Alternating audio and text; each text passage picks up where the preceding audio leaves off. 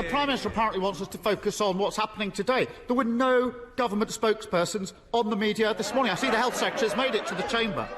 And that's the point, Mr Speaker. This virus isn't defeated. We're going to face other tests, where the British people may be asked by their leaders to make further sacrifices for the greater good. Her Majesty the Queen sat alone when she marked the passing of the man she'd been married to for 73 years. Leadership, sacrifice, that's what gives leaders the moral authority to lead.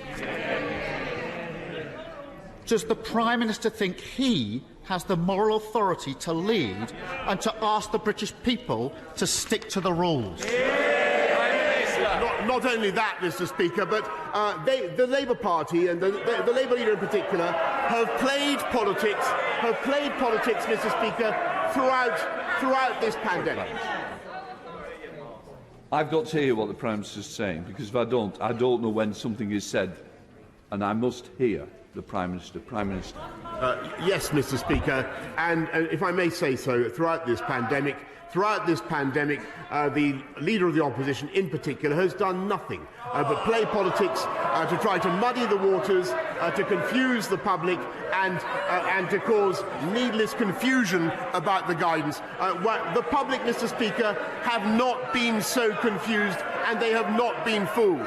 And they have got on with implementing the guidance, and they have got on in particular, Mr Speaker, with showing great commitment to the health of this country by going forward to get vaccinated. Order. Prime Minister. Mr Streeting, we've had this the week before. I'm not having this every week. No, if you want to be on the front bench, behave like you're meant to be there. Prime Minister.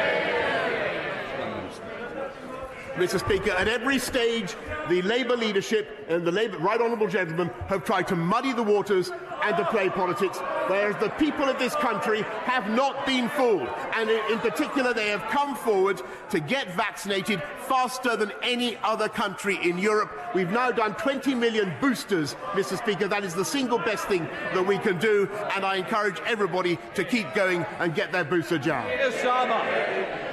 That's so desperate, and even his own side can see it. Last week, the Prime Minister told us there was no party. Now he thinks there's something to investigate. The Justice Secretary thinks that the police don't investigate crimes from a year ago. Well, I ran the Crown Prosecution Service, and I can tell him that is total nonsense.